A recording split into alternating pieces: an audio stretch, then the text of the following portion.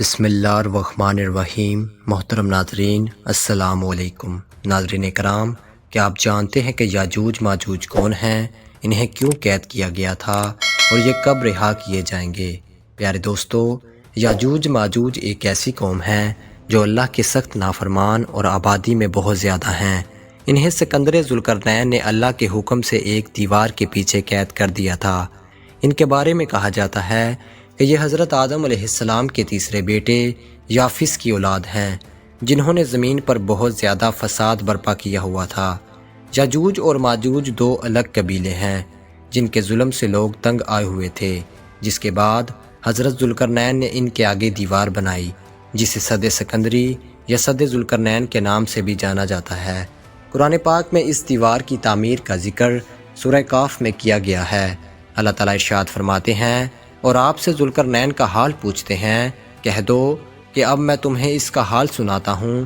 ہم نے اسے زمین میں حکمرانی دی تھی اور اسے ہر طرح کا ساز و سامان دیا تھا، تو پھر اس نے ایک ساز و سامان تیار کیا، یہاں تک کہ جب وہ دو پہاڑوں کے درمیان پہنچا تو پہاڑوں کی دوسری طرف ایک ایسی قوم کو دیکھا جو بات نہیں سمجھ سکتی تھی۔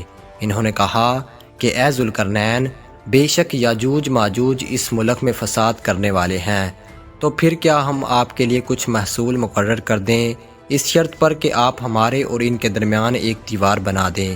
کہا، جو میرے رب نے قدرت دی ہے کافی ہے، سو طاقت سے میری مدد کرو کہ میں تمہارے اور ان کے درمیان ایک مضبوط دیوار بنا دوں۔ مجھے لوہے کے تختے لا دو، یہاں تک کہ جب دونوں سروں کے بیچ کو برابر کر دیا تو کہا کہ دھونکو، یہاں تک کہ جب اسے آگ کر دیا تو کہا کہ تم میرے پاس تانبا لاؤ تاکہ اس پر ڈال دوں۔ پھر وہ نہ اس پر چڑھ سکتے تھے اور نہ اس میں سوراخ کر سکتے تھے۔ کہا، یہ میرے رب کی رحمت ہے، پھر جب میرے رب کا وعدہ آئے گا تو اسے ریزہ ریزہ کر دے گا، اور میرے رب کا وعدہ سچا ہے۔ اسی طرح ایک اور جگہ بھی اللہ تعالیٰ نے یاجوج ماجوج کا ذکر فرمایا ہے۔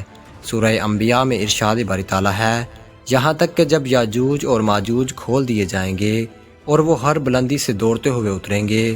محدثین و مفسرین میں یاجوج ماجوج کی قوم اور ذوالقرنین کی دیوار کے حوالے سے بہت سے اختلافات پائے جاتے ہیں۔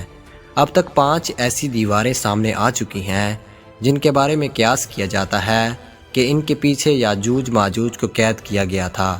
ان میں سے ایک دیوار چین بھی ہے، لیکن یہ عام مسالے سے بنی ہوئی ہے۔ یمن میں دیوار مارب کے بارے میں بھی سد ذوالقرنین ہونے کا گمان کیا جاتا ہے، لیکن یہ سیلاب روکنے کے لیے بنائی گئی ہے۔ کفکار میں دریا خزر اور بحر اسود کے درمیان دیوار کی طرح کا پہاڑی سلسلہ شمال اور جنوب کو الگ کرتا ہے۔ یہاں ایک لوہے کی دیوار بھی نظر آتی ہے جس کے بارے میں لوگ قیاس کرتے ہیں کہ یہی ذوالقرنین کی دیوار ہے۔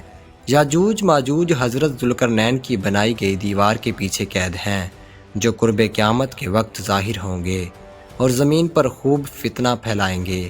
بعض روایات میں آتا ہے کہ یاجوج ماجوج اس دیوار کو گرانے کی کوشش کرتے ہیں لیکن ناکام ہو جاتے ہیں۔ جب اللہ کی رضا ہوگی تو دیوار کی کھدائی کرنے والوں میں سے ایک کہے گا کہ کل ہم انشاءاللہ اس کو توڑ دیں گے۔ انشاءاللہ کہنے سے اگلے روز یہ دیوار ٹوٹ جائے گی۔ یاجوج ماجوج زمین پر پھیلتے چلے جائیں گے، جہاں سے گزریں گے تباہی پھیلائیں گے، مخلوق خدا کو اپنے شر و فساد کا نشانہ بنائیں گے۔ ان کا ایک گروہ جب بھاگتا ہوا جھیل تبریہ سے گزرے گا تو صحیح مسلم کے مطابق وہ سارا پانی پی جائیں گے۔ جب آخری گروہ وہاں پہنچے گا تو کہے گا، کب یہاں پانی ہوا کرتا تھا۔ بحر تبریہ اسرائیل میں تازہ پانی کی سب سے بڑی جھیل ہے۔ اس کا ذکر تورات و انجیل میں بھی آیا ہے۔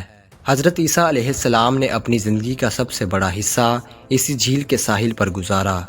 یہاں سے قتل و غارت کرتے ہوئے یاجوج ماجوج بیت المقدس تک پہنچ جائیں گے اور اعلان کریں گے کہ زمین پر ہمارا قبضہ ہو چکا، اب ہم آسمان والوں پر اپنا قبضہ کریں گے اور آسمان کی طرف اپنے تیر پھینکیں گے، تو وہ تیر خون آلودہ ہو کر واپس آئیں گے۔ روایات کے مطابق یاجوج ماجوج کے آسمان کی طرف پھینکے ہوئے تیروں پر رب تعالیٰ کی قدرت سے خون آن لگے گا اور وہ سمجھے گے کہ انہوں نے آسمان کو بھی فتح کر لیا ہے۔ ان کا ظہور حضرت عیسیٰ علیہ السلام کے نزول کے بعد ہوگا۔ یاجوج ماجوج کے فتنے کے وقت حضرت عیسیٰ علیہ السلام کو حکم ہوگا کہ وہ مسلمانوں کو لے کر کوہ طور پر چلے جائیں۔ جب طور پہاڑ پر غذا کی قلت پیدا ہو جائے گی تو حضرت عیسیٰ علیہ السلام یاجوج ماجوج کے لیے بد دعا کریں گے، جس کے نتیجے میں ان کے کانوں اور گردنوں میں کیڑے پیدا ہوں گے اور یہ ہلاک ہو جائیں گے۔ مسلمان جب طور پہاڑ سے نیچے اتریں گے تو ہر جگہ یاجوج ماجوج کی لاشیں ہوں گی۔ پھر حضرت عیسیٰ علیہ السلام دعا کریں گے کہ جس کے بعد خاص قسم کے پرندے ان کی لاشوں کو اٹھا کر جہاں اللہ چاہے گا وہاں لے جائیں گے۔ اس کے بعد شدید بارش ہوگی اور ہر چیز دھل کر اجلی ہو جائے گی۔ یاجوج ماجوج کے بارے میں مختلف روایات میں آتا ہے کہ یہ 9 حصے ہیں اور انسان اور جنات ایک حصہ آبادی ہیں۔ جہنم میں بھی ہر 10 میں سے 9 کا تعلق یاجوج ماجوج سے ہوگا۔ ان کی جسمانی ساخت کے بارے میں مختلف روایات بیان کی جاتی ہیں۔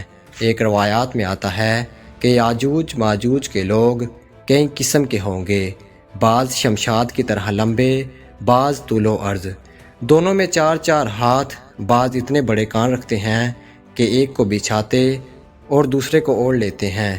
ایک اور روایت میں آتا ہے کہ یاجوج ماجوج کے لوگ ایک بالشت کے ہیں، بہت لمبے ان میں سے وہ ہیں جو 3 بالشت کے ہیں۔ ابن کثیر کے مطابق یاجوج ماجوج انسانوں کی 2 قومیں ہیں۔ ہماری دعا ہے کہ اللہ تعالی ہمیں ہر قسم کے فتنے سے محفوظ رکھے، آمین یا رب العالمین۔ ناظرین کرام، آپ سے گزارش ہے کہ ہمارے چینل عقیل حیدر وائس کو لائک، شیئر اینڈ سبسکرائب ضرور کریں تاکہ فیوچر میں آنے والی ایسی تمام انفارمیٹیو ویڈیوز آپ کو بر وقت موصول ہوتی رہیں۔